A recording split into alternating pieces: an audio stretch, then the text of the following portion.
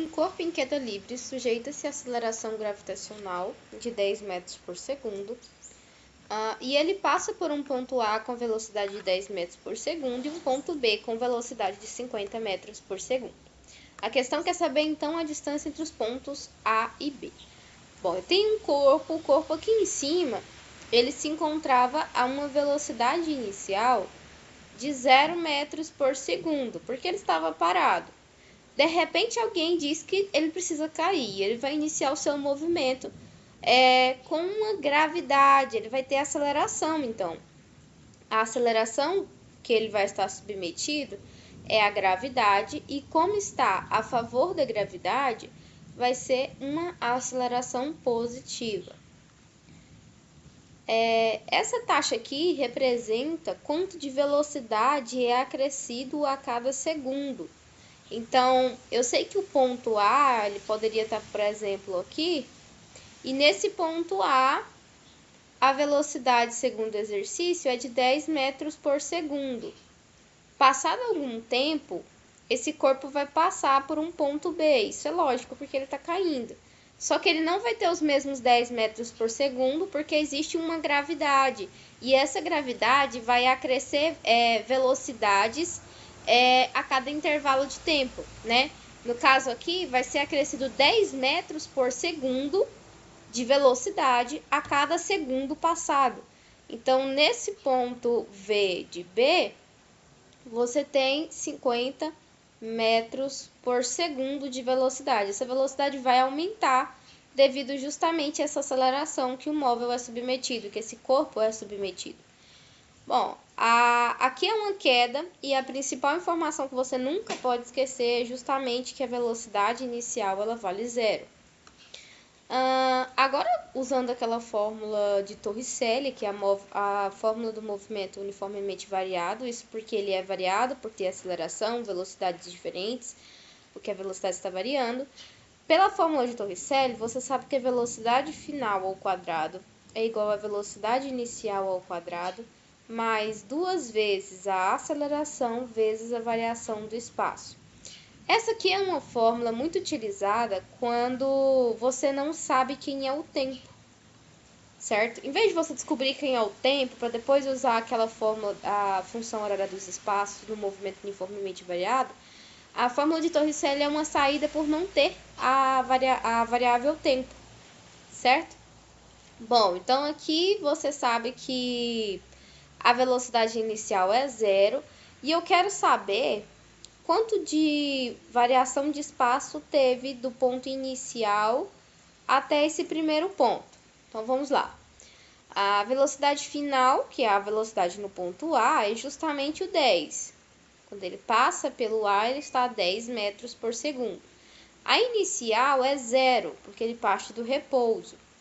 2 vezes. A aceleração, neste caso, é a aceleração da gravidade, que vale 10 metros por segundo positivo, porque está a favor da gravidade.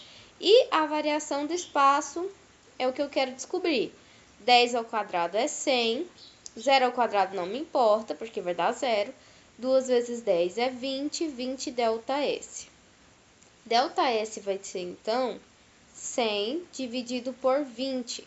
Posso simplificar os zeros, vai ficar 10 dividido por 2, que é 5. 5 o quê? 5 metros. Tudo bem.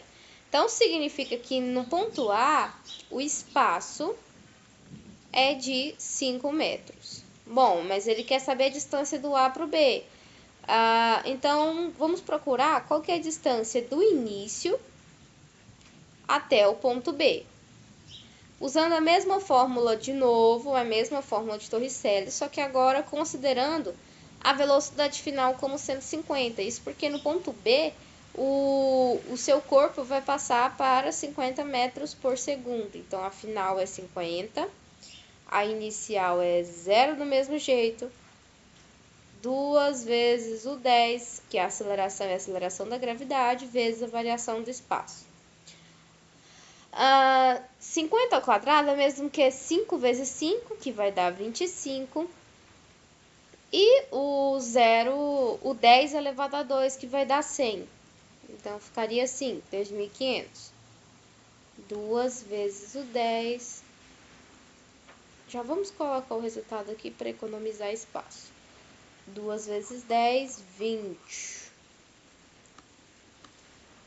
20. Isolando ΔS, você vai ter que 2.500 dividido por 20. Posso simplificar. Vai descobrir que ΔS é então 125, que é a metade de 250. Bom, então o espaço aqui em B é de 125. Bom, agora você sabe quem é B e você sabe quem é o espaço de A. Então, a distância entre esses dois pontos vai ser a distância do B menos a distância do A. 125 menos 5, que vai dar, então, 120 metros, certo? Não pensamos no tempo aqui, porque não convém saber quem é o tempo, já que ele só está interessado na distância. Foi veiculado na televisão uma propaganda de uma marca de biscoitos com a seguinte cena: um jovem casal está num mirante sobre um rio e alguém deixa cair lá de cima um biscoito. Então, eles estão abandonando um biscoito.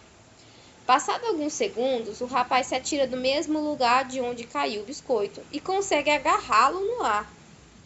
Significa que o homem alcançou o biscoito, que foi jogado alguns segundos antes. Em ambos os casos, a queda é livre, é óbvio, as velocidades iniciais são nulas, porque parte do repouso, e a altura da queda é a mesma, já que eles se jogaram do mesmo mirante. E a resistência do ar é nula. Não há resistência do ar. Para Galileu Galilei, a situação física desse comercial seria interpretada como impossível, possível, impossível, possível. Seria, segundo Galileu, impossível. Descartaria a letra B e a letra C. Ficaria a letra D e a letra A. A letra A diz que é impossível porque a altura da queda não era grande o suficiente. Será que se eu aumentar a altura eu consigo alcançar um corpo que foi jogado alguns segundos antes de mim? Será que o aumento da altura vai me garantir isso? Já a letra D diz que é porque a aceleração da gravidade não depende da massa dos corpos. Um corpo de massa 3 kg vai cair sobre a ação da mesma gravidade que um corpo de 10 kg, por exemplo. Aqui no resumo, eu coloquei então até essa observação, que corpos em queda livre têm a mesma aceleração, quaisquer que sejam as suas massas. Não importa qual é a massa desse corpo, ele vai estar sob efeito da mesma aceleração. Nos corpos em queda livre, sempre vai se desprezar a resistência do ar. Lembrando que todo corpo que está em queda livre ele é abandonado, e por isso a velocidade inicial é zero. E no caso aqui dessa questão, é impossível então, porque a aceleração da gravidade ela não depende da massa dos corpos. Letra D. Uma esfera de massa igual a 3 kg é solta do alto de um prédio cuja altura é 40 metros. Daqui você já pode pensar, mas por que eu não vou usar a massa? Bem, porque no caso da queda livre, né, dela ser solta do alto de um prédio, isso é óbvio que é uma queda livre, a massa desse corpo não importa, né? Então, a altura do prédio da questão é 40 metros. Então, essa aqui é a sua altura, ela vale 40 metros. Calcule a velocidade dessa esfera, então ele quer saber quem é a velocidade.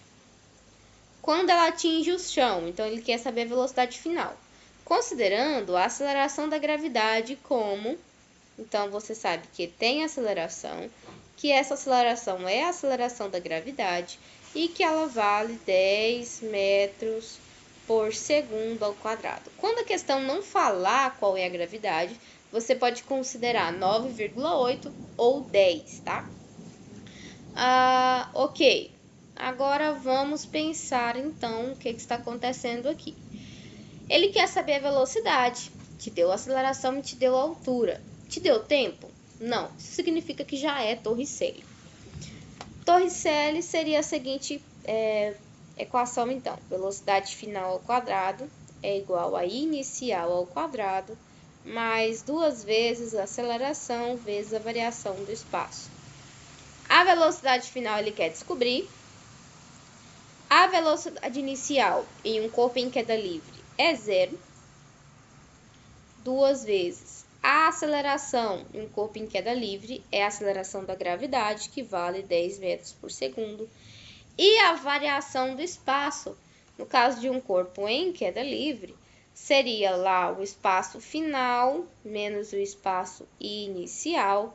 E essa subtração do espaço final menos o espaço inicial é justamente a altura. Então, eu vou substituir o ΔS por h. A velocidade final ao quadrado vai ser igual a 20 vezes o h. Quem é o h? O h é 40. Velocidade ao quadrado é igual a 2 vezes 4, 8. Acrescento os 2 zeros. Velocidade ao quadrado... Opa, já vamos tirar esse quadrado. A velocidade já vai ser, então, a raiz quadrada de 800. Quem que seria a raiz quadrada de 800? Você sabe que o 800 é o mesmo que 8 vezes 100. Então, eu poderia escrever isso aqui como sendo a raiz quadrada de 8 vezes a raiz quadrada de 100. Raiz quadrada de 100, você sabe que é 10. E a raiz quadrada de 8, o 8 pode ser escrito como 2 elevado a 2 vezes 2, que daria 2 elevado a 3, que é o mesmo 8. Esse 2 que está elevado ao quadrado vai sair da raiz e vai ficar um 2 lá dentro. Então, 20 raiz de 2. A raiz de 2 tem aproximação para 1,4.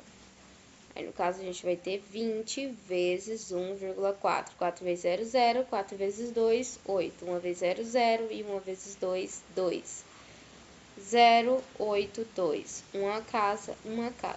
Então, essa velocidade, ela é aproximadamente 28 metros por segundo, considerando que a raiz de 2 foi aproximada para 1,4.